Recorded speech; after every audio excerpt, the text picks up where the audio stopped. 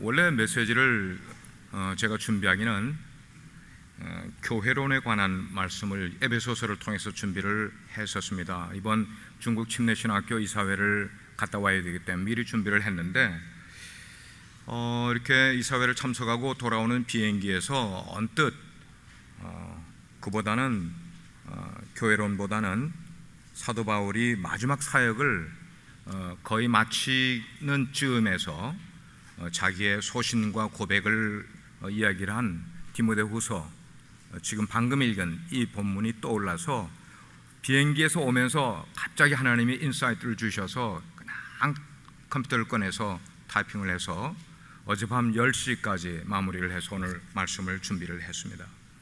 우리 어린이들 포함해서 여러분들이 이미 이 영화를 보셨을 거예요. 홈 얼론이라는 영화입니다. 여러분들 오래전에 보셨을 거예요. 부모가 외출을 나간 사이에 아이가 8살짜리 아이가 집에 혼자 남게 됐는데 그때 도둑이 2명이 들어왔어요. 그러니까 이 혼자 남아있는 이 아이가 이제 도둑이 들어온 거를 감지를 하고 이 주인공 꼬마 녀석이 혼자서 그 도둑들과 싸워야 되는 거예요. 뭐 하기 위해서요? 집을 지키기 위해서예요. 그래서 영화를 보는 사람은 영화를 굉장히 다이내믹하게 만들었으니까 아슬아슬한 그런 장면들을 보면서 재미있게 봤겠지만 그 일을 당하는 이 꼬마 어린아이는 굉장히 마음 가운데 무섭고 두렵고 아주 그냥 진땀 나는 그런 시간들을 가졌을 거예요. 그래서 결국 그 아이의 힘겨운 시간이 부모님들이 집에 돌아오면서 그 일은 일단락 끝나게 되는 거예요.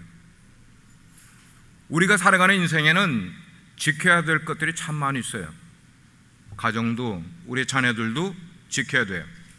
우리 재산도 지켜야 되고 내 건강도 지켜야 되고 우리가 비즈니스하는 비즈니스도 지켜야 되고 우리가 다니는 교회도 지켜야 되는 거예요.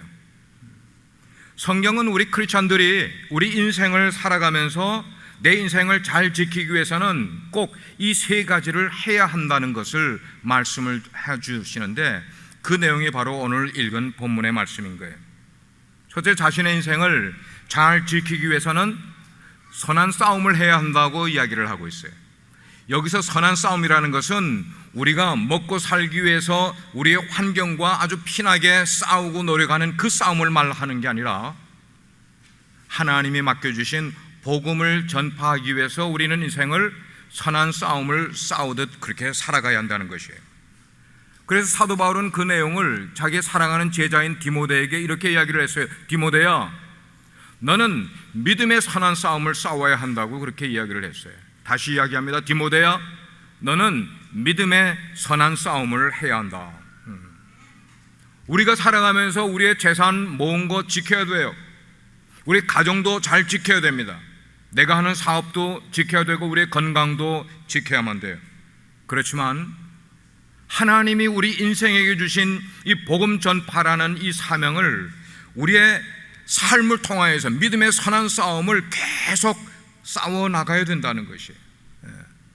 이렇게 자기 인생 가운데서 믿음의 선한 싸움을 바르게 싸우기 위해서는 자기 자신을 잘 어떻게 해야 되는가요? 자기 자신을 잘 지킬 줄 알아야 돼요. 여러분 인생에서 무엇이 어렵습니까? 돈 버는 게 어렵습니까? 내 건강 지키는 게 어렵습니까? 사실은 우리가 인생을 살면서 가장 어려운 일은 자기 자신을 지키는 거예요. 저는 중학교 때부터 일기를 써왔어요. 일기라는 것은 그날 일어나는 것들을 그때 기록을 해놓는 것이고 그 일기 속에는 거짓이 필요 없잖아요. 누가 보는 거니까? 자기가 보는 거니까. 자기의 모든 그것을 거울 들여다보시 볼 수 있는 게 일기이기 때문에 일기는 솔직하게 쓰는 거예요. 그렇기 때문에 그 일기 속에는 비밀이 많이 묻혀 있단 말입니다. 남들이 몰라도 내가 써놓은 일기 속에는 비밀이 많이 묻혀 있게 돼 있어요. 근데 이게 훗날 그 일기 썼던 것을 보면은 10년 후에 20년 후에 일기장을 펼쳐서 내가 그 전에 썼던 것을 읽어보면은 피식하고 웃게 되는 게 나에게 이런 비밀이 있었네? 남들이 모르는 그런 비밀, 언젠가는 그것도 드러나겠죠. 제가 하나님께 부름을 받은 이후에 지금까지 지내온 일들을 생각하면 한마디로 은혜예요. 은혜. 그리고 감사할 일들이 정말 끝없이 감사할 일들이 많이 있지만 오늘은 제게 인생에서 일기 속에서 드러난 저 인생에 기억나는 감사할 일들을 좀 여러분과 몇 가지를 좀 나누고 싶어요. 청년 시절 제가 미국에 오기 전에 저는 브라질에서 살았어요. 상파울로에서. 거기 제가 출석하던 교회 이름은 한인교회, 담임 목사님은 김승만 목사님. 근데 제가 미국에 오기 위해서 그 교회를 떠나게 될 때 마지막 주일 예배 때 목사님이 이전에 하시지도 않던 감사장을 저에게 주시는 거예요. 제가 청년 운동을 좀 했어요. 브라질에 있을 때. 감사장을 주셔요. 감사장을 받았으니까 제가 인사말, 그 다음에 답례 이야기를 성도들 앞에 해야 되잖아요. 근데 제가 기록해 놓은 것, 그리고 제가 기억하는 바에 의하면 제가 이렇게 말을 했던 기억이 있어요. 성도님들 이렇게 쭉 예배 시간이었습니다.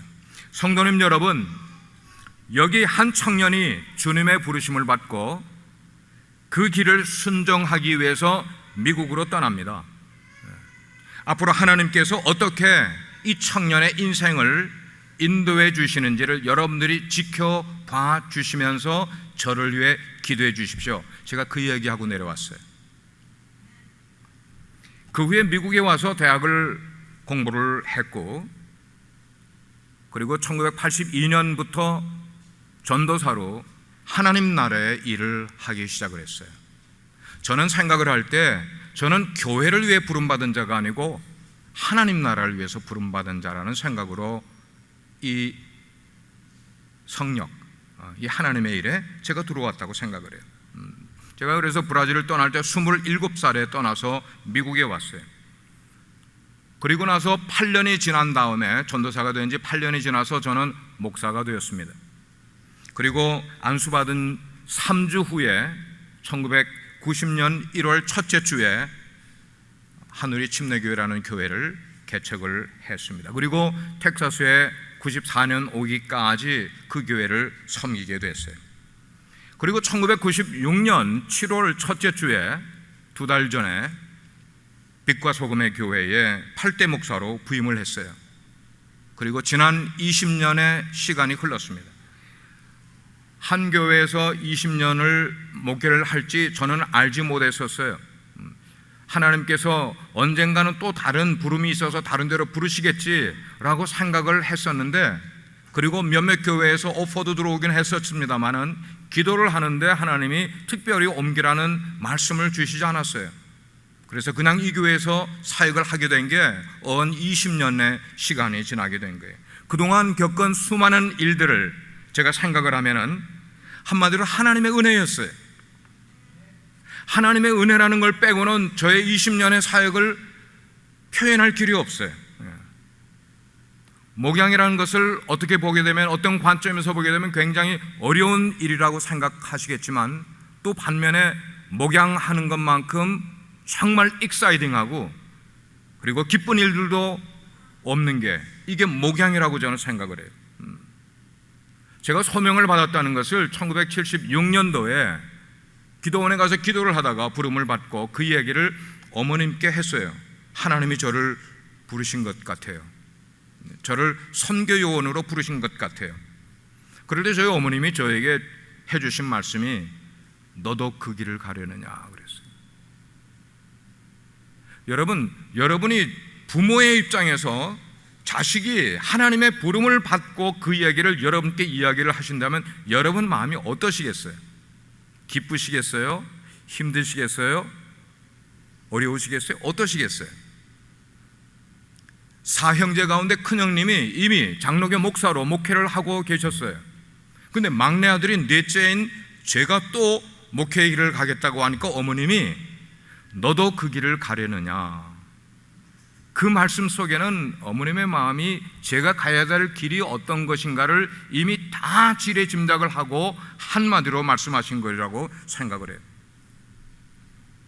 저는 목회는 마라톤 경기와 같다고 생각을 합니다. 이거는 결코 단거리 경주 선수가 달리듯이 할 일이 아닌 거예요. 그래서 늘 중장기 계획 가지고 임해야 되는 게 이게 목회라고 저 스스로에게도 늘 이야기하고 제 후배나 제자들에게도 목회는 단거리 선수처럼 하는 게 아니고 마라톤 선수처럼 해야 되는 거야, 그렇게 이야기를 하곤 해요. 뿐만 아니고 목회는 저는 천직이라고 생각을 해요. 천직, 하늘이 주는 직업이라는 거예요. 하늘이 주는 직업이라는 의미는 뭐냐면, 목회를 하다가 어려움이 생기느냐, 눈물 날 일이 생기느냐, 뼈 아픈 일이 생기고 나의 자존심을 상하게 만드는 일이 생기느냐, 그 어떤 일을 겪는다 할지라도 이거는 천직이야. 하늘이 준 직업이기 때문에 그것 때문에 기권한다든지 중도 포기한다든지 해서는 안 되는 일이라는 것을 말씀하는 거예요. 세상에 어떤 일이 그런 일이 있겠어요? 세상에 어떤 직업이 한 직업을 가지고 내가 죽을 때까지 그 일을 해야 된다 하는 직업이 어디 있겠어요? 안 되면 바꾸면 되는 거죠. 언제까지 그런 태도를 고수해야 되느냐? 달려갈 길을 마칠 때까지 그 길을 고수해야 한다는 것입니다. 그때가 언제일지 몰라요.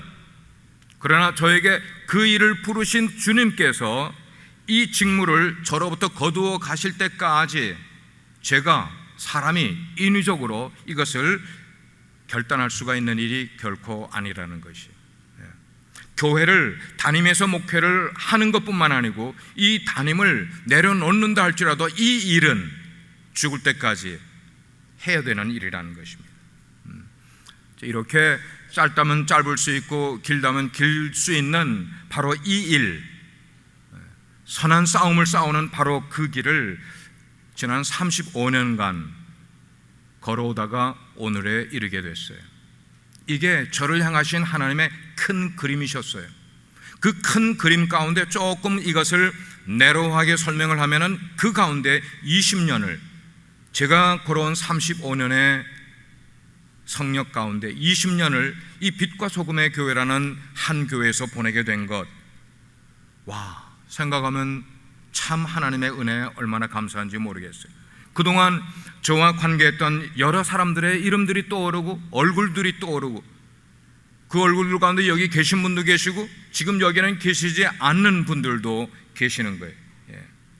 그 중에는 목회를 힘들게 했던 분들도 계시지만, 그러나 상당히 많은 분들이 제가 목양을 하다가 지쳤을 때, 힘들어할 때, 어려워할 때 정말 말 한마디로 따뜻하게 위로와 격려를 해주셨던 성도님들이 얼마나 많이 계셨는지 몰라요. 저는 이 시간을 통해 그분들에게 정말 제 감사의 마음을 그분들에게 돌려드리고 싶어요. 선한 싸움을 싸워야 되는 거예요. 그리스도인이 자신의 인생을 가면서 두 번째, 자기 인생을 지키기 위해서는 달려갈 길을 맞춰야 한다는 것입니다. 세계인의 축제가 있어요. 4년마다 열리는 거 뭡니까? 올림픽, 인류의 축제라고 말해요. 근데 이 세계 올림픽의 가장 대미는 결국 마라톤이에요. 모든 경기는 이 마라톤을 위해서 그냥 뭐예요? 이렇게 따라오는 거예요. 따라오는 거. 마라톤 경기가 최고예요. 근데 그 42,195m를 주자가 달릴 때는 수많은 사람들이 달리지만, 그러나 꼬린 지점까지 달리기를 마치는 사람의 숫자는 처음에 출발했던 숫자에 형편없이 적은 숫자만 꼬린 지점을 통과해서 마친다는 것입니다. 우리 인생은 태어나면서부터 죽을 때까지 계속해서 뛰어가야 하는 마라톤이 우리의 인생이라고 생각을 해요. 즉 우리의 인생의 꼬린점은 누구나 다 똑같아요. 우리 인생의 꼬린점은 뭐예요? 죽음이에요. 죽음. 저도 여러분들도 어느 분들도 인생의 꼬린점을 통과하지 않을 사람이 아무도 없어요. 다 죽음을 맛보게 된단 말이에요. 그렇기 때문에 그리스도인들은 누구나 천국이라는 하나님의 나라라는 이 꼬린 지점을 향해서 계속해서 달려가다가 꼬린점을 통과해야 되는데, 그 꼬린점을 통과하기 위해서 시작부터 이 마지막까지 뭘 하면서 우리는 뛰어가야 되냐는 거예요. 하나님이 뭘 하면서 우리를 뛰어가라고 이야기하셨는가? 여러분 직업을 가지고 갈 수도 있어요. 여러분의 쉼을 가지고, 여행을 가지고, 리크레이션도 하고 가정을 꾸리고 자식을 키우고 이거 다 하면서 꼬린 지점을 향해 가지만 그것 위에서 뛰게 하고 꼬린 점을 우리에게 허락하신 분이 아니라는 거예요. 우리가 그렇게 인생을 뛰어가면서 해야 될 일은 한 가지예요. 하나님의 말씀을 세상 속에 전파하는 일을 하면서 꼬린점을 향해 뛰어가는 인생이 되어야만 되는 거예요. 그렇게 달려가는 길 속에 왜 어려움이 없겠습니까? 왜 눈물 날 일이 있겠고 왜 우리가 넘어지고 쓰러지고 때로는 사단의 유혹이 왜 오지 않겠어요? 우리가 뛰어가는 길에 그 모든 것 다 있어요. 사도 바울 말씀을 보니까 그가 당한 시련과 그가 당한 유혹 엄청나게 많이 있었지만 사도 바울은 오직 복음 전파를 위해서 자기의 달려갈 길을 마지막 로마의 감옥에서 순교함으로 그 가야 할 길을 마친 분이 바로 사도 바울이었어요. 우리는 사도 바울처럼 순교할 수 있습니까? 순교할 수 없어요. 그처럼 순교할 수는 없지만 그러나 우리 각자에게 하나님이 분명히 사명을 주셨어요. 그 사명을 언제까지요? 죽을 때까지 완주하는 사람들이 이게 크리스찬이 지켜야 될 일이라는 거예요. 아멘입니까? 아멘입니까? 마태복음 21장 28절 이하를 보면은 아버지와 두 아들의 이야기가 나와요. 아버지가 큰아들을 불렀어요. 예, 큰아들. 예, 아버지. 너 우리 포도원에 가서 일 좀 하고 와. 예, 아버지, 갈게요. 그렇게 대답을 해놓는데 안 간 거야, 큰아들이. 아버지가 둘째 아들을 불렀어요. 둘째 아들, 예, 너 우리 포도원 거기 가서 오늘 일 좀 하거라. 싫어요, 아버지. 친구하고 약속이 있어요. 내가 해야 될 일이 있어요. 그것 말고 중요한 일이 있어요. 안 가겠다고 그랬어요. 그런데 웬걸 안 가겠다고 해놓고 조금 있다 보니까 둘째 아들이 포도원에 갔어요. 열심히 땀을 흘려서 일을 했네. 예수님이 이 두 아들을 비유를 내서 이야기를 하신 다음에 예수님을 따르는 무리들에게 질문을 했어요. 여보시오들, 이 두 아들 가운데 누가 아비의 뜻대로 일했는가 하는 거예요. 여러분, 성경 이야기로만 하지 말고 여러분들에게 지금 한번 제가 질문을 해볼게요. 여러분, 이 두 아들 가운데 예라고 해놓고 안 한 아들과 아니오라고 해놓고 가서 일한 아들, 두 아들 가운데 누가 아버지의 뜻대로 행한 사람입니까? 첫째예요, 둘째예요? 둘째 아들이에요. 둘째 아들이에요. 하나님의 말씀은 듣는 것 중요해요. 여러분들이 주일마다 나오셔서 듣고 그리고 성경 공부하고 제자 훈련해서 배우는 것 중요해요. 그러나 듣고 배우는 것보다 더 중요한 게 있어요. 그 하나님의 말씀을 지키며 사는 거예요. 여기서는 예 해놓고 나가서는 안 하잖아. 그거보다는 여기서는 대답을 못해서도 나가서 실제로 말씀을 지키며 사는 이것이 우리가 해야 될 자세인 것을 말씀을 하고 있어요. 오늘 7절 말씀을 보면 그랬어요. 나는 선한 싸움을 싸우고 나의 달려갈 길을 마쳤다 한 다음에 사도 바울이 말하기를 믿음을 지켰다 이야기를 했어요. 믿음을 지켰다. 여러분, 우리가 살면서 신앙생활을 하면서 믿음을 지킨다는 것은 우리 집을 지키는 것보다, 내 재산을 지키는 것보다, 내 건강을 지키는 것보다, 내 가정을 지키는 것보다 믿음을 지키는 것이 훨씬 중요한 것임을 우리는 깨달아야 돼요.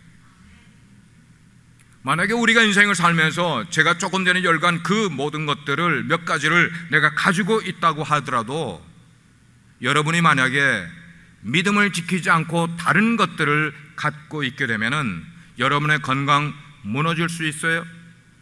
여러분의 재산 다 홀라덕 날아가 버릴 수 있어요. 여러분이 얻어놓은 명예도 다 없어질 수 있고 여러분의 행한 사업도 흔들릴 수가 있고 우리가 다니고 있는 교회도 흔들릴 수가 있고 무너질 수가 있어요. 뭐가 없으면요? 믿음이 없으면요. 믿음이 없으면 그러나 반대로 우리가 믿음을 잘 지키고 있으면은 흔들릴 수는 있지만 그러나 절대로 넘어지거나 쓰러지거나 무너져 내리지는 않는다는 거예요. 제가 비유를 한 가지 들어볼게요. 폭풍이 막 몰아쳐요. 폭풍이 막 몰아치게 되면은 폭풍이 큰 나무는 바람을 불게 하고 아주 잘 가꾸어진 그 정원에 있는 나무들은 폭풍이 이건 너무 예쁘니까 그냥 살짝 지나가자 이렇게 지나가는 법 보셨어요? 폭풍이 불어오면 큰 나무든지 작은 나무든지 잘 가꾸는 나무든지 가로수 나무든지 어떤 종류의 나무도 폭풍은 다 쓸고 지나가 버리게 되어 있어요. 문제는 그런 폭풍이 우리에게 닥치게 될 때 쓰러지지 않을 수 있는 길은 어느 종류의 나무라도 뿌리를 깊이 내린 나무는 쓰러지고 뽑히지 않는다는 것입니다. 우리가 인생을 살아가게 될 때 우박이 떨어질 수 있어요. 허리케인이 몰려올 수도 있고 earthquake이 흔들 수도 있고 그보다 더 큰 그런 재난들이 우리의 삶 가운데 찾아올 수도 있어요. 어떤 모습으로요? 질병으로 찾아올 수가 있고 우리의 망하는 것으로 찾아올 수도 있고 고통으로 찾아올 수도 있고 이런 여러 가지가 우리 가운데 찾아오지만 그러나 우리 인생 속에서 믿음이라는 뿌리를 깊이 가지고 살아가게 되면 세상의 시련과 유혹이 우리 가운데 닥칠 때도 믿음의 뿌리를 내리고 있는 사람은 그 믿음이 우리 자신을 지켜주는 거예요. 세상을 이길 수 있는 힘은 믿음에서 나오는 것임을 믿으시기를 바랍니다. 신앙생활은 교회 다니는 사람은 누구나 다 신앙생활을 하는 것이지만 그러나 누구나 다 신앙생활을 끝까지 지속하는 것은 아님을 우리는 알아야 됩니다. 여기는 누구도 신앙생활에 실패할 수가 있고 여기는 누구도 절망하고 낙심하고 예수님을 떠날 수 있다는 것이에요. 그렇지만 믿음을 지키는 사람은 넉넉히 그런 시련과 유혹을 이길 수 있음을 알아야 돼요. 여러분, 믿음이 뭐예요? 믿음이 뭐예요? 믿음이라는 것은 나를 의지해서 사는 것 아니고 주님을 의지하는 거예요. 주님을 붙드는 거예요. 주님을 따라 살아가는 것, 이게 믿음인 거예요. 이 믿음이 흔들리게 되면은 다른 거 다 흔들려 버려. 건강도 재산도 명예도 우리가 추구하는 모든 것, 믿음이 흔들리면 다 흔들리게 되는 거예요. 자신도 흔들리게 되는 거예요. 가정도 교회도 흔들리고 심하면은 무너져 내리게 되어 있다는 것입니다. 그렇지만 우리가 믿음을 지키면 그 믿음을 지킨 사람에게는 그 다음에 하나님의 은혜가 따라오게 되어 있어요. 오늘 7절 말씀을 보니까 그랬어요. 내가 사도 바울이 선한 싸움을 싸우고 나의 달려갈 길을 마치고 믿음을 지켰으니, 그 다음에 following 뭐라는 거예요? 그 다음에 나오는 말씀. 저는 사도 바울이 이 고백을 한 것을 지금 20년째 이 교회에서 목회하고 35년 주님의 길을 걸어가는 저 자신을 생각을 할 때 많이 부끄러움을 느끼는 것과 동시에 굉장히 사도 바울이 부러운, 왜냐하면 그는 마쳤기 때문에, finished, 그의 사역을 마쳤기 때문에, 그리고 he kept, 그는 지켰기 때문에. 누구나 마쳐요. 누구나 끝이 있단 말이에요. 지금 여러분들이 어떤 모습으로 어떻게 당당하게 인생을 살아가시다 할지라도 우리에게는 마침이 있게 되는 거죠. 끝이 우리에게 다가오게 되는 거예요. 그렇지만 제대로 마치고 제대로 끝나는 그런 삶이라는 것은 결코 쉽지 않음을 우리가 다시 한번 생각을 해봐야 될 거예요. 사도 바울은 평생 동안 선한 싸움, 복음 전파하는 것을 그가 쭉 해왔어요. 그리고 달려갈 길을 쭉 마칠 때까지, 그리고 믿음을 지켰어요. 그리고 나서 뭐라고 말을 했어요? 이제 후로는, 8절에 보니까 이제 후로는 나를 위하여 의의 면류관이 예비되었다고 말씀을 하고 있어요. 할렐루야. 믿음을 지키고 달려갈 길을 제대로 마친 사람에게는 하나님께서 의의 면류관을 수여하신다고 말씀을 하고 있어요. 제가 믿기는 이 자리에 계신, 혹은 이 자리에 계시지 않는 우리 빛과 소금의 교회 모든 성도님들께서는 저와 여러분들이 함께 신앙의 길을 갖게 되는 것이 이게 주님의 뜻이라고 저는 믿습니다.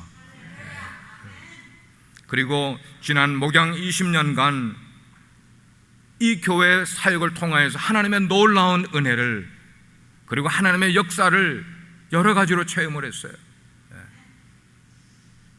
교회를 사서 옮긴 일들도 있지만 더 감사한 것은 우리 지체들 가운데 하나님의 일꾼으로 소명을 받고 선교 사역에 나가신 분이 8분이 계셨다는 거예요.